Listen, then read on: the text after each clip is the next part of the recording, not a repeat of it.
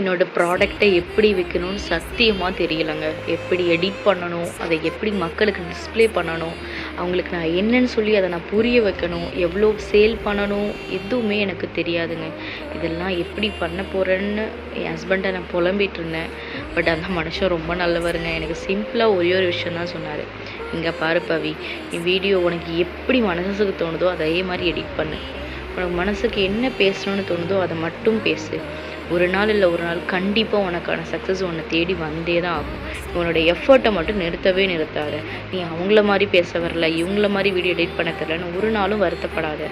கண்டிப்பாக உனக்கான சக்ஸஸ் அந்த டேக்கு உனக்கு வந்தே சேரும் அப்படின்னு என் ஹஸ்பண்ட் எனக்கு மோட்டிவேட் பண்ணாருங்க. சத்தியமாக சொல்கிறேன், இந்த மனுஷன் என்கிட்ட இப்படிலாம் பேசுவார் நான் நினச்சி கூட பார்க்கல. எனக்கு ரொம்ப மோட்டிவாச்சு, சீரியஸ்லி ரொம்ப ரொம்ப மோட்டிவாச்சுங்க. ஸோ அதே ஹாப்பியோடு நான் உங்களுக்காக இன்றைக்கி என்னோடய டிஸ்பேட்சை முடித்து என் கஸ்டமருக்கு ரெடி பண்ணி வச்சு